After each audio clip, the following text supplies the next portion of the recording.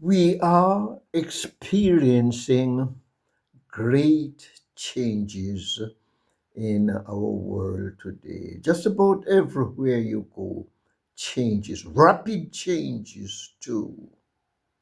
How you adjust yourself to such changes will determine your prosperity or your failure. Yesterday, I was jerked into the reality of these changes by maybe some things that some people would call simple events. Where I live in the country, part of Jamaica, it used to take us quite a good while to get into Kingston. You would ride along even in a comfortable car, and you sometimes feel tired by the time you get there. It didn't take quite 1 hour yesterday to get into Kingston.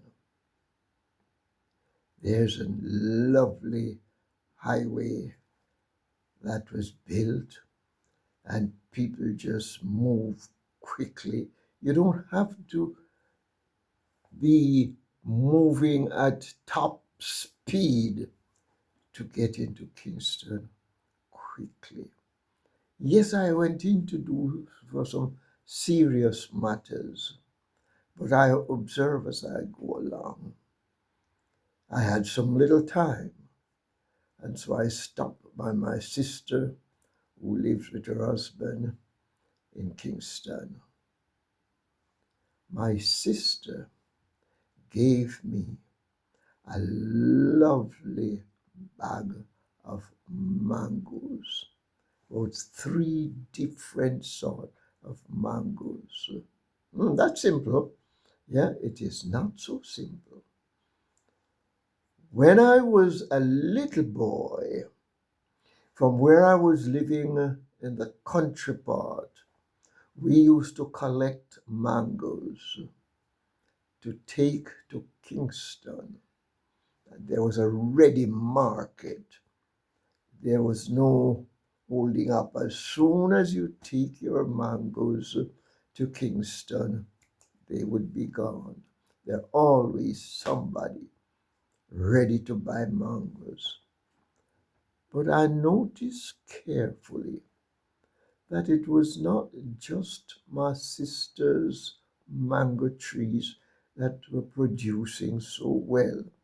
As we drove around, we noticed that the mango trees were laden with mangoes. And we're talking about East Indian mangoes. We're talking about Julie. We're talking about what you'd call high grade mangoes, laden with mangoes. Then we look a little further afield and we notice that the ackee trees, they are bearing plentifully. Coconut trees, it's quite something, because what I'm trying to say to you, about a week ago, about the same amount of mangoes where I'm living outside of Kingston now, I paid about 3,000 Jamaican dollars for such mangoes.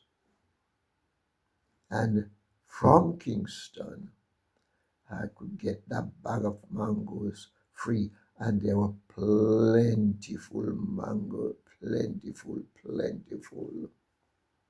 changes, changes. I notice as I go along these days, those little incidents jarred my mind into serious thinking. I notice that in just about every church, changes are taking place. Changes are just coming in. You don't have to invite the changes sometimes. You cannot hinder the changes. They're coming. Many, just about all the churches, they're experiencing changes. In the educational institutions, and if you dare say in the criminal world, when you listen to the news, the changes are great. The government operation changes, changes. Why am I going through all of this? In the past, we have experienced changes, not rapid changes as we are experiencing now, but we experience changes. And you know something? There are those who will look at the changes. Let me back up a little and say something. There are two things we can do with the changes coming up on us. Some we can slip away from them, get to other part, and we don't bother about them. Some of the changes they seem to be universal. Some you can't do anything about it. The changes are just coming. You can't stop them. You sing and pray, you work hard, you do this, you do the other, and the changes are there. But there are two main approaches for us to take to benefit from the changes or to be defeated by the changes.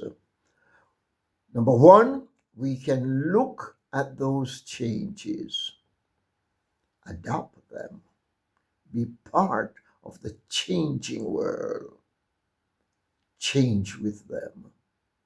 Some of them you have to study ways and means of how to work without them. So it is necessary for each of us, or those who want to be prosperous, wealthy, developed stewards, we must sit and look at the changes around us. Today, it would be folly to load up a vehicle of some sort and take mangoes to Kingston. I don't think you would experience quick sale, any profit at all, because I could get a bag of mangoes from Kingston for free. And they were very sweet mangoes, very, very sweet, maybe because they're coming from my loving sister. Yeah. Some of the changes we can embrace and move along with them. But what we have to do, we have to sit back and study the changes taking place at this time. Know exactly what's bringing on the changes. Know who is behind the changes. Know why they are changing. Look in some circle, you notice that one moment they establish certain international relationship. You have to sit back and study and ask yourself, how is this going to benefit me? How am I going to be affected by such changes? By the time you move around, you hear there are changes to that again. Changes are coming. Changes will come. Changes will wash over you if you're not careful. So the good thing to do is to sit back, study the changes, adjust your program accordingly, whether you move from one place to another, whether you join in, whether you fight hard to resist, but we must be alert to whatever changes there may be. And by the way, counsels galore will be given as to how we meet these changes in the educational world, in the religious world, in the spiritual world, in the material world, in the social world.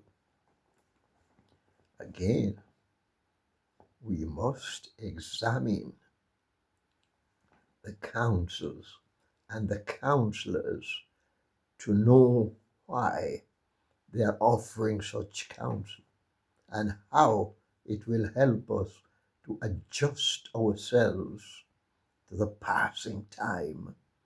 We're living in serious days.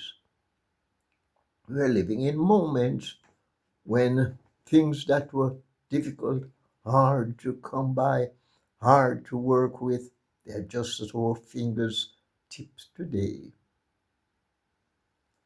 Let us be wise and prosper today.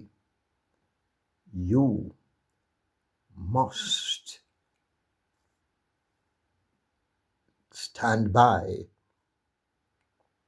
and see what is before you and analyze carefully what is happening so that you can adjust in a very careful, cautious way.